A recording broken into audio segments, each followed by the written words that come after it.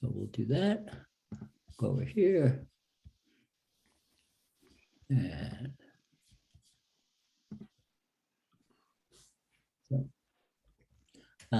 so officially start. Hi, my name's Steve Hodgson with Modern Asset Management. This is a monthly discussion about what I've been doing in real estate and what's going on and questions that I have and some of my stumbles and bumbles along the way. Tonight, I want to talk about investing in single assets or in a fund because I do both. And there's pluses and minuses. I'm looking for feedback from other folks on what your experience is. So I'm predominantly a small dollar investor. Houses typically under $200,000, although I have done some larger projects.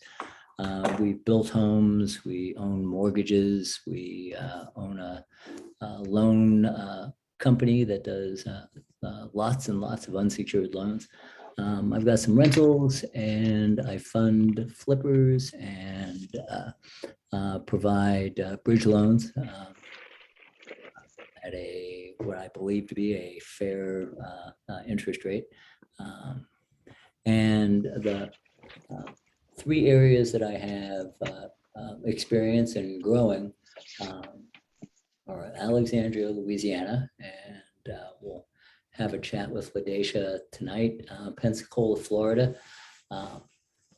And Eric is we're gonna look at a little slideshow I did about Pensacola a little bit ago to show the level of the assets that we've been doing. And I don't have anybody to talk about Northern Indiana, but it's a state that I've got pretty decent boots on the ground.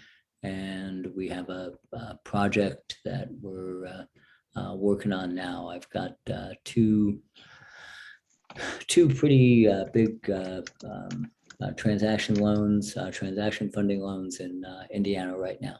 And so first, I'm going to start with passive investing and the benefits of putting money in a fund. And I'm not going to talk about publicly traded REITs. I've had some of those in my stock portfolio over the years. But I also found some folks that are better at this than I am, which is lots of people. But I was led to a apartment rehab company who has been doing this for, I think 30 years. And they buy, basically their model right now is they buy 1980s large apartment complexes, more than 200 units. They go through unit by unit over a 3-year period, do a complete remodel inside and out of everything, rebrand the complex, raise the rents 50% over that 3-year period, and then sell or keep and distribute the proceeds, or sell and then distribute the profits to the investors. The last one I invested in was a $76 million purchase in Tucson, and it was about $150,000 an apartment. It was pretty high. They're a stellar management team. They've never lost money. During the last crash, they didn't always make money, but they never lost any investor money. Everybody at least got back their return of capital. They got full return of capital. And we're all trained to chase ROI and yield. And I have enough experience now knowing that return of capital is really what's important. Get the money back, okay? By putting money in a big fund, you can get higher quality assets. Again, that last deal I put some money in was $76 million, and I've got a little tiny fraction of it. The downside is they only take accredited investors. So unless you meet those qualifications, you can't get into things like that. And that leads me to, thinking, well, I'm pretty good at a good chunk of this, and I've got some really good teammates that are better at it than me. Maybe I should be pondering putting together a group, putting together a fund, Fuck you. or taking people in tenants in common partnerships. So we're thinking. Another benefit of put money in a fund is you get a preferred return, and the last fund that I was in paid 7% and then 60% of profits basically, and it turned out okay. The return was 130% in 5 years. I don't do that in all the stuff I do, and I work real hard. So I didn't do anything except write a check at the beginning. So that's that side. I'm gonna come out and see who we've got. Oh, hi, LaDacia. Hey, LaDacia's here. We're gonna get in and talk about where we've been doing most of our investing, which is southern states, and it seems that most of the people that wind up in this call are California investors. And Eric has a picture of the dog up. I just saw this. Okay, that's Lolly, everybody. It's a Labra poodle or something. Anyway, the southern that is states, Queen Lolly. Queen Lolly. Okay, so the southern states, or anything away from the coasts, away from the high metropolitan, high income areas, doesn't look like where we live. And I've had to get my head oriented around that. We've been buying houses from $5,000 to $50,000, rehabbing them, putting renters in them, putting Section 8 renters in them, selling them on seller finance terms, and doing that for it's about 5-6 years now. And we're building some scale, and we think that we think it's a good place, my partner and I. But I'm interested, as we talk about this tonight. Is this really great? Is this really better? And why is it better? Except other than I get to do it. I'm going to show you what we did in Pensacola.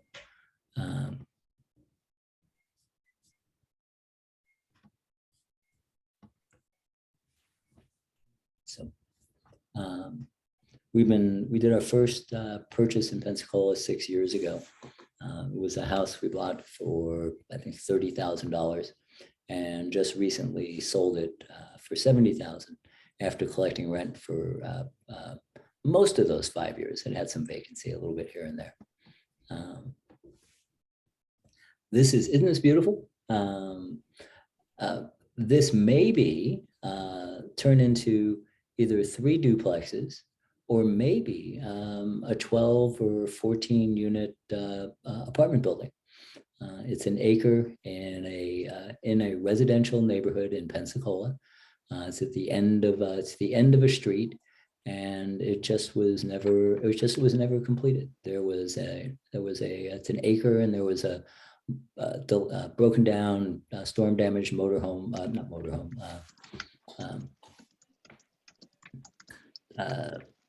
mobile home on it that had to be scraped. But obviously it needs to be cleared, surveyed, plat map done, and then built on. We'll touch on that a little bit, but let me just quick run through Eric, you want to jump in and just maybe talk about what the numbers would be to turn this into a sixplex? Yeah, the presentation doesn't show up. There's a beautiful picture of you, but we're still looking at your wonderful face. All right, so let's go. Thank you. So let's go share screen. And start from the beginning. I have to start with this picture up here. Oh, and I've got chats to read too. I'll get to those in a second while you start talking. This is we're at Naval Air Station in Pensacola, and this is an important part of why we're investing there. And that's a picture of the best fighter plane in the world. Yeah, that's right. There we go. Do you know anybody who used to fly those? All right, you betcha. There is Joaquin. Joaquin's about an acre on just off a road called Lillian Highway in Pensacola, which is on the west side. the house or the neighborhood right now only has single family residential, but it's zoned where we could put up to 16 units on this property. It's a little gem because it's close to town, it's close to the beaches. It would be an ideal place, and Steve and I have talked about this for years, but it would be an ideal place where we could actually build and succeed in putting a small 55 over community there by building. They won't let us put an apartment building there, but we could build 4 separate quads. We also have the ability, if we chose to split the lot. If we split the lot, it would significantly reduce what we could put there based on the way the zoning works here. So right now we're set up to do 1 quad, but we're working on the engineering to see if it makes sense to move forward to put in the infrastructure that would be required. The nice thing is they recently extended a sewer line across the street, so it would be very inexpensive for us to join that. Most of the stuff in this area is septic, and we could definitely not do that if we wanted to do all the units we're looking at doing. If we go with just the quad, our costs, including the land, we'd end up somewhere between $550,000 and $650,000. Rents for a brand new unit in the size, which would be about $1,200. We have to make our final decision whether they're going to be three twos or 2 twos. But the rents would be somewhere between $1,600 and $2,000 a month.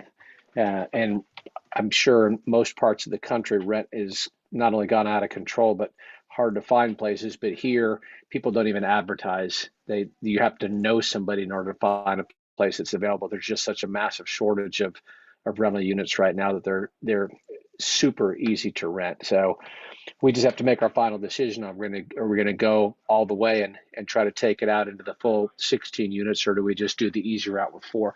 The advantage of the 4 is it's already approved for it. The advantage or the disadvantage of 16 is we'd have to go through the engineering and we'd have to get an approval from the county, but it is zoned for it. So the approval would come, it would just take a little bit longer. Back to you, Steve. And so we bought this property 6 months ago in a tax deed sale, which are done online for most counties in Florida. And so I was able to do that from my computer here. It took 4 months to get title straightened out. There was some junk in the way, and that just took a little time. This is an example of before and after. We provided bridge loan funding in a couple of stages for this project, and I still have a little bit of money sitting in this. So this is Americus. You want to just I'm going to go show before and after pictures. You want to just take a quick little bit of history here, and then I'll go to then you can talk about the build after.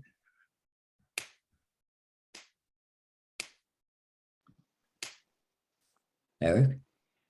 By the way, that trailer that you're looking at with the little tricycle in front, there was more stuff inside that trailer than I think exists on the earth. I think every piece of junk and clothing was stuffed inside this trailer. When I went in the door to evict the people shortly after we got it,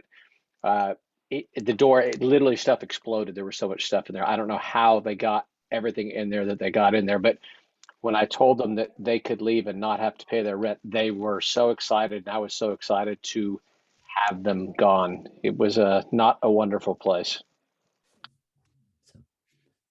But this is fairly typical for the Pensacola, away from the beach, and this is similar to what we're going to talk about in Alexandria too.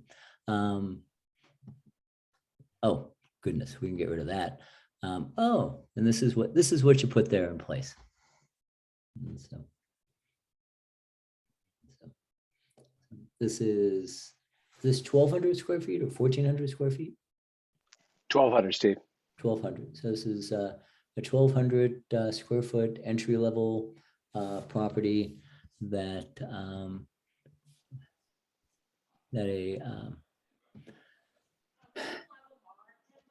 you're selling these for just shy of 200,000? That's correct. The pricing now, though, the ones that we're just getting ready to finish, which we're getting very close. It's funny looking at that. That picture is really old because I see one trailer there. So Yep, um, still a trailer that's there. yeah, that's early. There of the four trailers, two have been built out and are sold, and the other two are in the final stages.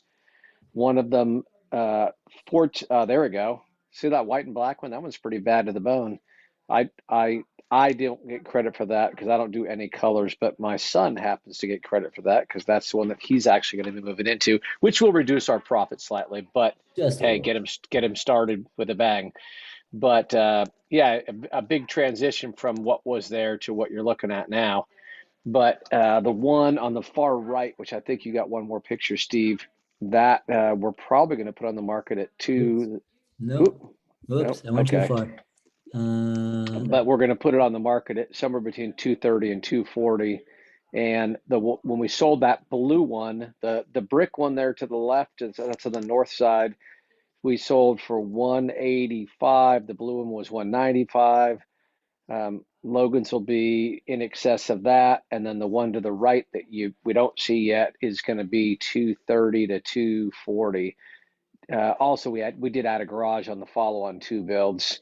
The blue one, without going into a long story, was an experiment for us. Also, it was a SIPS home with a wood panel SIPS that went up in record time. Is like I don't want to say a tomb because that has a bad context, but it's very quiet inside that home. The SIPS technology really does work. The challenge is without having anybody that has any expertise with it, every single sub that went in there complained like little children because they didn't know what they were doing with the SIPS panels, and the chases for plumbing and electrical aren't always perfect, so they just didn't really know what to do. So if we have the time, I think that's something to continue to explore because the costs are similar and the quality really is better, but you have to have subs that are willing to slow down a little bit and go with the program. But that was a neat build, that blue one. So yeah, a nice change from a really a pretty bad trailer park to a nice little mini subdivision. Mhm. Yep. So I'm going to just bounce through some of these pictures next. And the reason I'm doing this, the topic is put money in a fund or put it in individual properties. Um, the margin here was very good. Not all of it, the creation of the builder, but it was just, we're in this rising tide market right now. And if you can get stuff, if you could build something a year ago, you can sell it for a lot more today than you could a year ago. So sometimes a project that takes a little longer can actually make you more money. When we go to Alexandria, we're going to talk about how do we do this in volume? How do I do this times 10? This is one of the first properties we bought and sold on seller finance in Pensacola. That giant tree is off the house now. The gentleman and his family that live there have never missed a rent payment. He's someone who could not have gotten traditional financing. He did not have a green card. He was an under the table electrician and still is. And but this was the day we bought it, and it's much nicer now, but still it's a starter home for a blue collar person. In for 35, out for 60, I think. And that's probably, that house is probably worth 90 or 80, certainly 80, maybe 90,000 today. So good for the homeowner too. This is another one of the small houses that we bought. Again, in for 30 and a little bit, collected rent for a number of years, had it sold on seller finance, had the borrower default, took it back. Took about $8,000 to bring the house up to market standard. Put a tenant in it at $650 a month for a year, and then sold it for $70,000, which is a win-win for us and for the new investor owner. Um, this is very much Alexandria.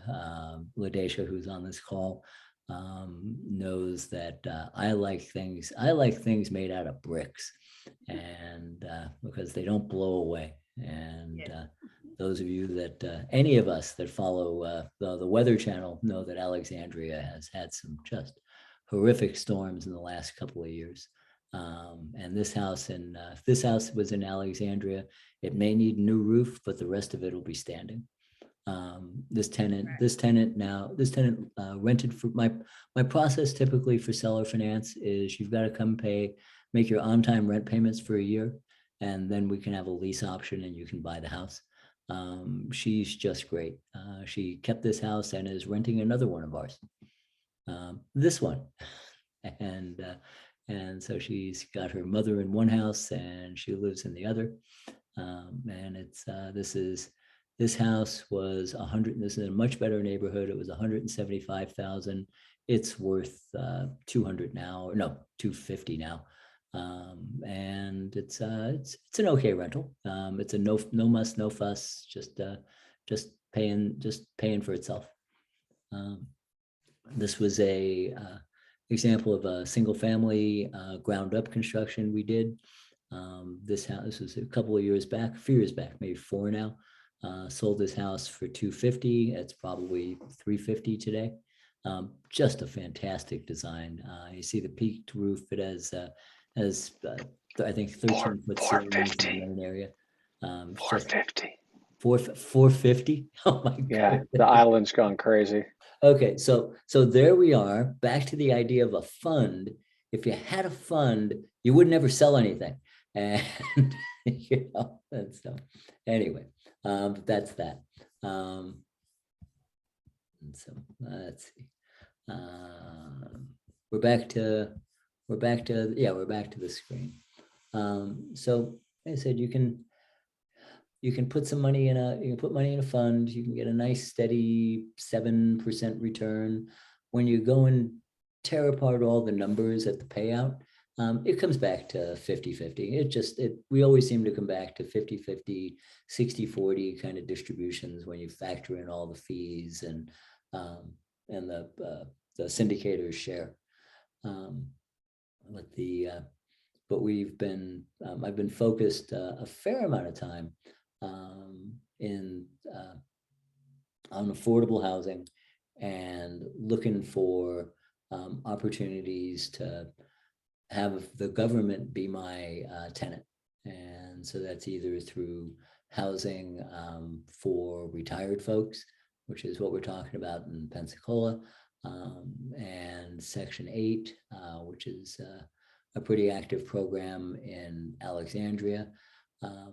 In the Build Back Better plan that's been delayed, one piece of it that has not been argued, cut by either side, argued about by either side, is doubling the HUD Section 8 program. So there's $26 billion a year, only $26 billion a year in rent assistance in the United States from the U.S. government. And that's going to double. And that tells me that that's the growth area to be. So that's why I'm thinking maybe I need to do this times, I don't know, I'm going to scare Ladesha and Eric. Hey, what if we had 100 doors, right? What if we had 100 doors? What if we had like an apartment complex just spread out all over the South? Could we figure out how to manage that? And I bet we could. At one point, I owned 36 mortgages in 12 states, and that's how I came to meet Ladesha, because one of those notes was a bad note. I bought a delinquent first mortgage, but what that did do for me is, after a big fight to get the property back, we've now got two rentals on market. That single house turned into 4 pieces of property, and Ladesha's working on all 4 of them. In fact, after I sold the properties on a note to Ladesha, I bought back half interest in one of the houses to give her bridge funding so she could get some work done. Yes. Anyway, so I see you unmuted. So Yes. what's going on? That's what is, oh my, I missed my deadline, unfortunately. This is my own personal deadline. I was trying to complete it by December the 15th, although the 90 days won't be up until January the 15th. But I have about a week left. I got into well, the first problem was the electrical issue that we had, that we finally crossed that hurdle. And now I have the air conditioning, the inside unit was fine. We put the outside unit in, also all of a sudden the inside unit goes out. So we're working on that. And now I also have a some type of water. The water is getting in. Well, I tore down the big living room they had in the back that was poorly constructed. And so now water is getting into the little small office. But it's all under control. But I have about a week and then we'll be done. But everything it's just me, I put these deadlines on myself, not taking into account that things are going to pop up. So when you think about that, again, one of the values of the fund side of somebody that has a large fund is they've got capacity built to keep up, right? There's an extra handyman, there's an extra contractor.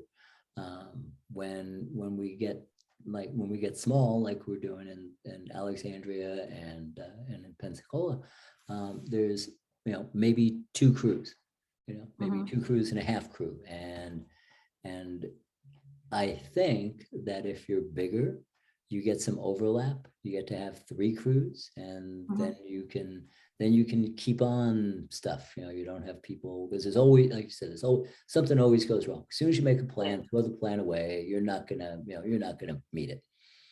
Yes. So I agree. Yes. It's just, finding these contractors that are, I don't know, it's just becoming kind of harder to find decent contractors. And that is something that's been, out here, it's been just crazy. It's just nobody is. On one hand, you think nobody wants to work, and then when I talk to folks that are in the trades, they say, "Oh no, we're working. We just raised our rates 50%," and people still kept coming. People still kept coming. So we have to be selective in you can do anything, just like Eric. You can do anything. We can build it from the ground up. We can tear it down. We can do whatever. But we have to pick what we can actually do right now, right? Yes. So buy-in. So maybe we're buying less damaged property because you can get it on the market faster. Maybe that's the way. And so I've bought most of what I've bought has been, before I started doing partners, was I bought stuff that had economic problems, not physical problems. Okay. I bought stuff from landlords that had eviction issues and or homeowners that were going under, that kind of thing. So. Okay. So, yeah. I think that's the route I'm gonna go. Yeah, and there's ways to go find lists to do that, and so that all this, again, if you can, I could just go pick REITs on the New York Stock Exchange, put my money in, and just let it sit there and percolate, and it just doesn't. I think it's like, why do I do this individually? And I think it's because I get to do this, right? I can't call the people that are running Blackstone and talk to them about tiles for their next remodel, so right. And I certainly have no skills. I can't come and help you. I can't do a thing. I tell you, it hasn't been, I mean, it's really been very interesting. I tell you, from Brown to, I actually thought Daspit would be easier than Brown. But I mean, I've learned a lot. And you know, on another week, I'm ready for the next one. Well, and in that bundle, you know, Daspit is in a better neighborhood, and Yes. Daspit all done and rented is going to get $1,000 a month more. Right. Well, actually, it's not between $950 and $1,000. It just depends on which organization we get the tenant from. Mm-hmm. So. Yeah, and after proving value for that, we could take that property, and if you wanted to, you could put it up on ground floor or any of the big public sites, and somebody would give you $90,000 for it. Oh, definitely. Yeah, Yeah. An end user may give you a little bit more. Mm-hmm. So, yeah, and so that's another path, is, you know, it's building process where you're selling some of the money makers along the way in order to continue to improve the quality of the ones that you're keeping. It's been really rewarding having the neighbors stop and take pictures, and you know, they say, I remember that house, all the broken windows, and you know, it was a guy walking down the street, and my sister and I was standing outside, and he said, can I please take a picture? And I'm going, sure. You know, he said, I remember this house. He said, y'all doing such a great job. And that is really rewarding. And did you ask him if you could buy his? Oh, no, I didn't. I'm not gonna lie. No, I did not. So if you want to keep this neighborhood growing, when you decide to sell, may I have the first shot at buying your house?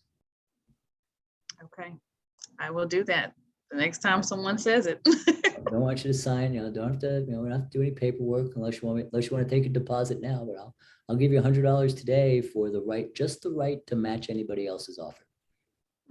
Wow. Okay. That's a good look. I'm gonna do it. I promise. Yeah, and it's good for you and it's good for him, right? You know, you're gonna Right. make a better neighborhood, that you're more trustworthy to keep the neighborhood up than somebody, you know, from outside. That's my goal. Yeah. So, but yeah. Anyway, so let's take a minute. That's our half-hour spiel. Let's take a minute and get some feedback about what other folks are doing, and what your feelings are of being able to rent stuff. You know, our target, our home run is if we're meeting a 2% rent multiple. So that means if we had a $50,000 house, we're looking for $1,000 a month rent. We're looking for so we're looking for 2%. Anytime we hit 1%, that's a 12% gross yield, and taking half for expenses, that means that investment's earning 6% and appreciating. So, so that's the model that we're following. So, anybody want to jump in? Anybody got a comment? Got a question? Got a thought?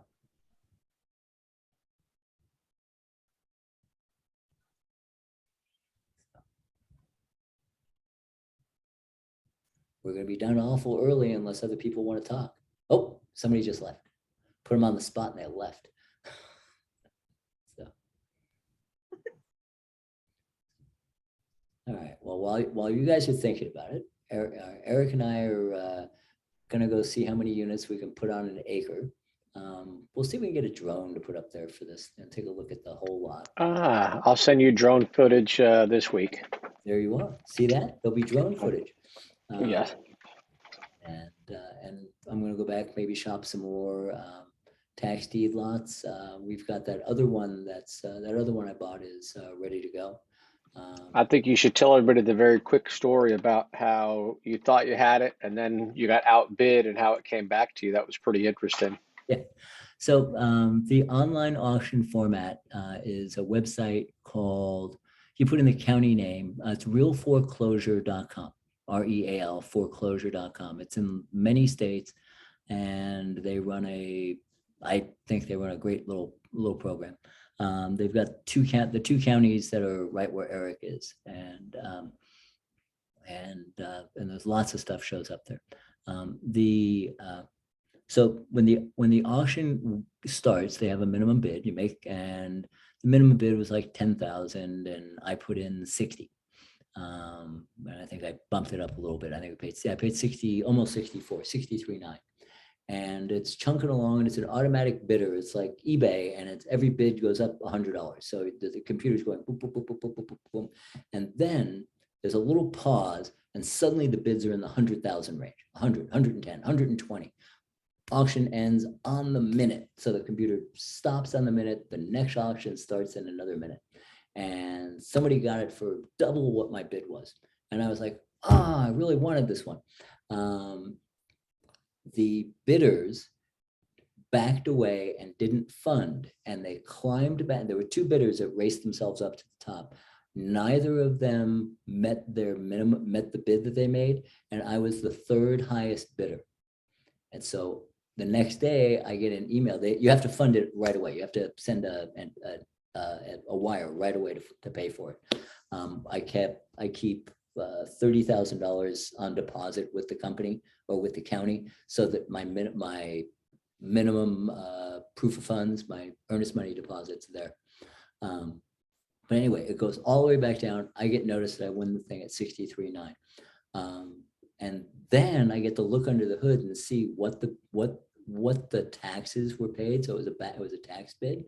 There was like $10,000, $12,000 in taxes, and $50,000 in late fees on abatement issues for weeds and the knockdown trailer and garbage and all this stuff at $30 a day.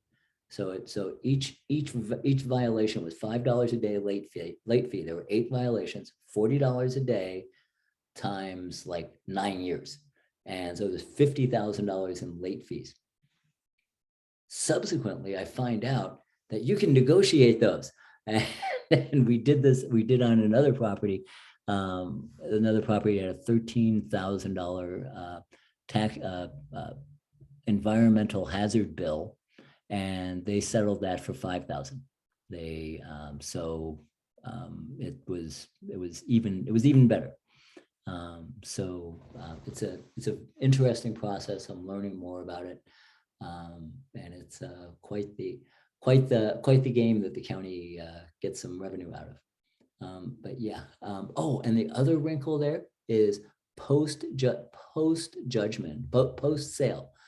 sale, the seller took $10,000 from another person and tried to sell them the property, and got as far as filing a deed transfer, which was then negated by the court.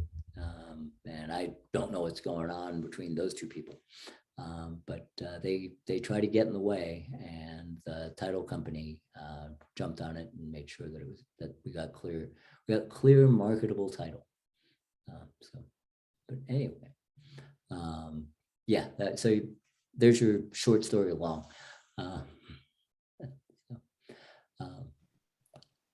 LaDacia and I have been talking about what's available through city ownership, state ownership.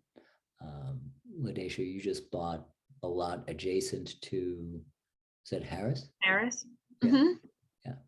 Yeah, So, I got it for what, $666. okay, so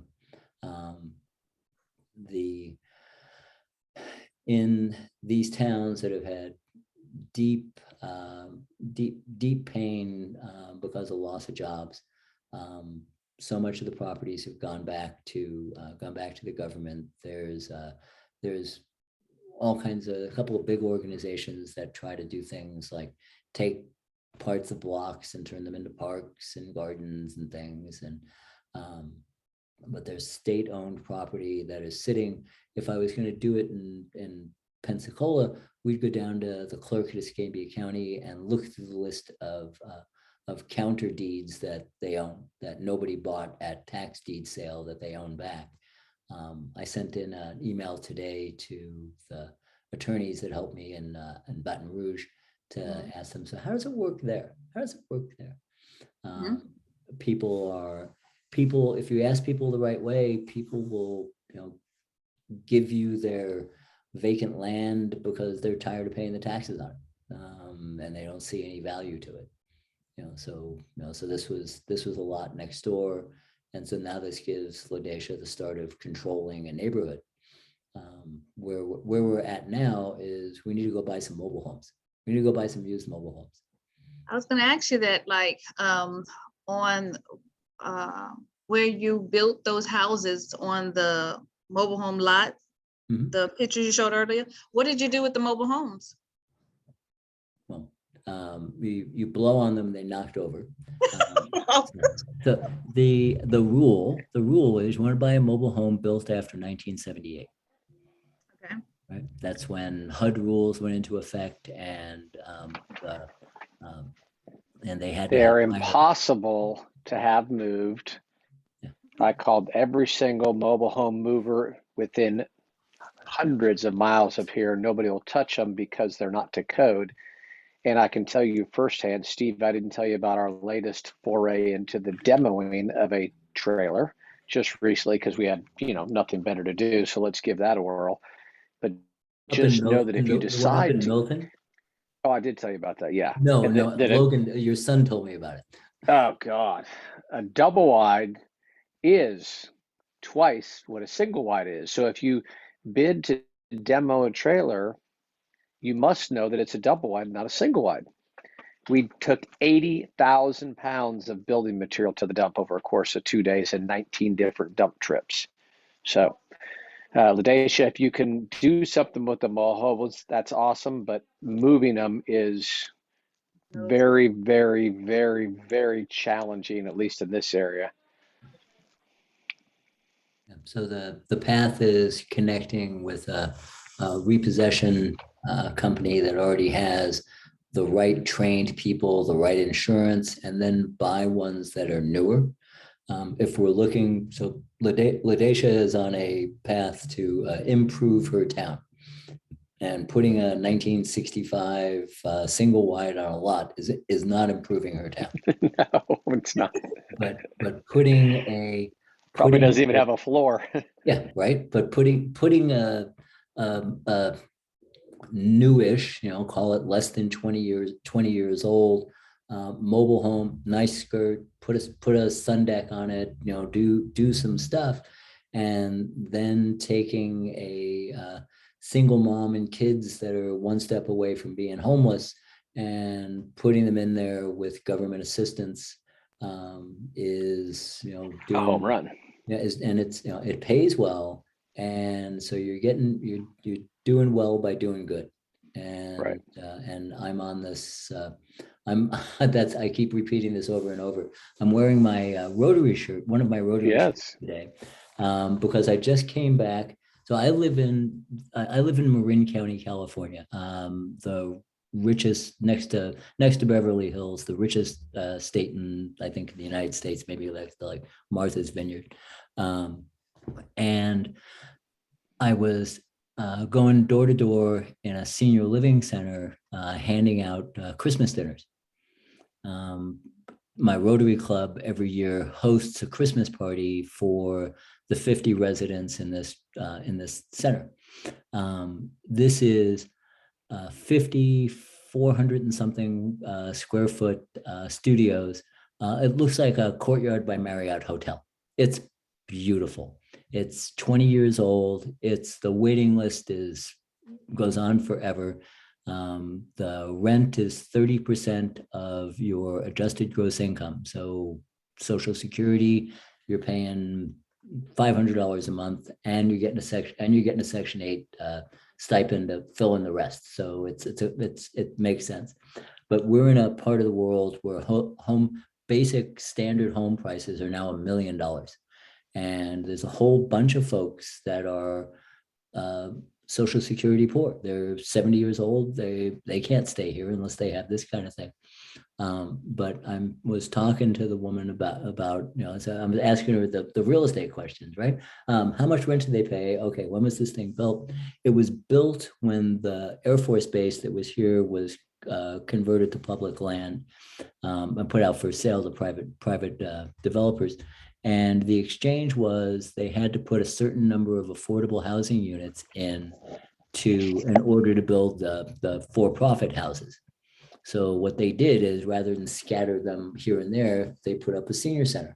And it's a non-medical senior center. Like I said, 50 studio apartments. I was looking through this thing going, this is brilliant.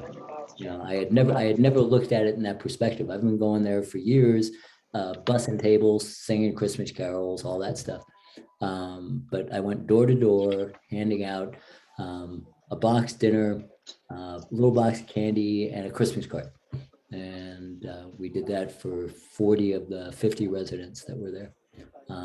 But that's why not do something like that else, in Pensacola? We can have a little, you can't get in unless you're a Navy veteran. Maybe that's the rule, That sounds like a good rule. Right. And there's no wear and tear with senior living, right? Yeah, they don't beat stuff up. Yeah, that is true. Yeah. So and this exists everywhere, so and you can do it and make money at it, so and again, as as renters, I would much rather have somebody my age than somebody a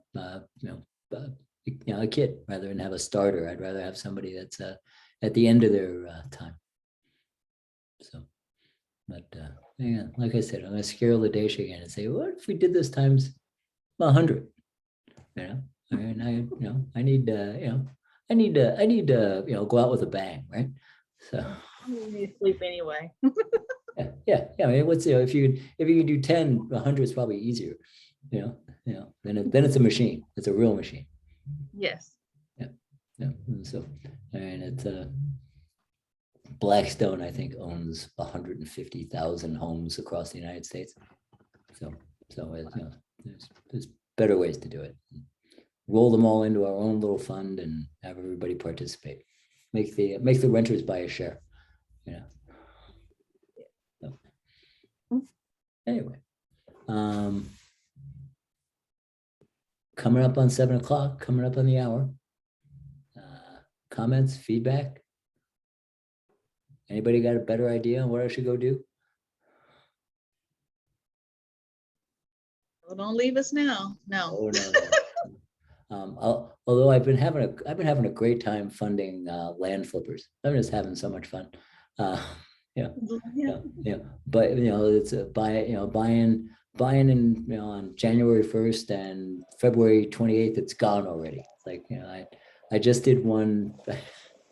The title company got backed up, right, with the holiday, and I funded it and sold it. It was almost at the same closing table. It was 2 days. Because the land flipper who had the property was already out marketing it before we had paid the seller. We had a signed purchase agreement, so he had the right to do that. But it was like a wholesale deal. It was like a wholesale deal, except we doubled our money. So anyway, so that's my capitalistic brag for the week. Is I'm making a little money in land deals, but that means I have to work, and I'm not supposed to be working. I'm supposed to be retiring. So Eric and LaDacia have to get busy. I like the senior living facility idea. I've got another property I'll be talking to you about this week. Yep. That would work for that specific thing you talked about. Okay, good. My guy in Indiana, who's been on some of these calls a long time ago, has just they've just not broken ground. They've just taken over a 100,000 square foot factory floor, and they're going to be doing SIPS construction in Gary.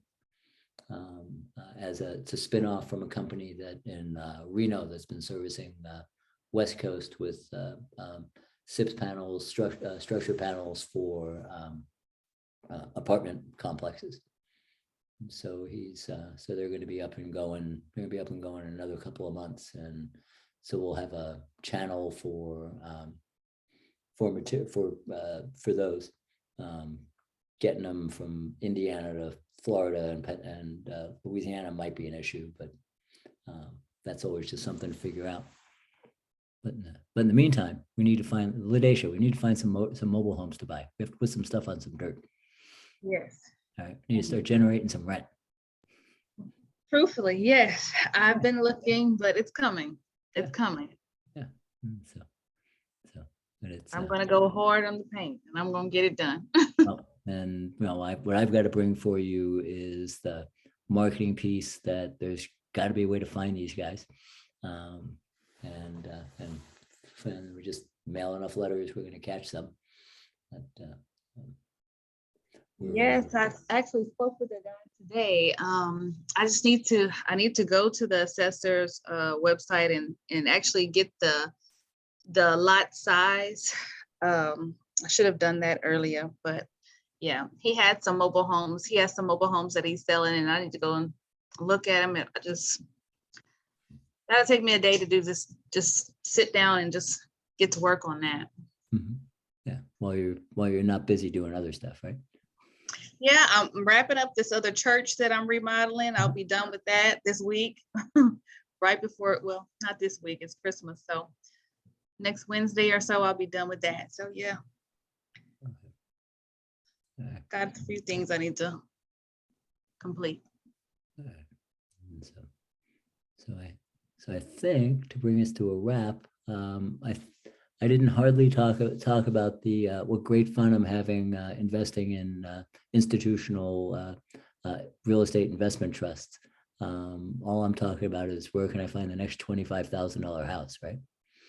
And so apparently I'm going to stay in this channel. I'm going to stay in my lane. All right. So let's go buy some stuff, right? Yes. All right. We like the lane you're in, my friend. Yeah. For the most part, we're having fun. So. Right. All right. Okay. Well, I'm gonna go have some dinner. Well, thank you. Well, thank you. All right. It's late where you guys are. So you guys have a good night. And again, David, thank you for pointing out that I had the wrong Zoom ID. Appreciate that. And I'll put this up. Thanks as always, Steve. All right, I'll put this up on YouTube and ask you to share with folks. Appreciate everybody's appreciate you being part of. Good to see you too. Good to see you again, John. Anyway, so you guys have a lovely evening. All right? Good night. Bye-bye. Bye. Good night. Bye.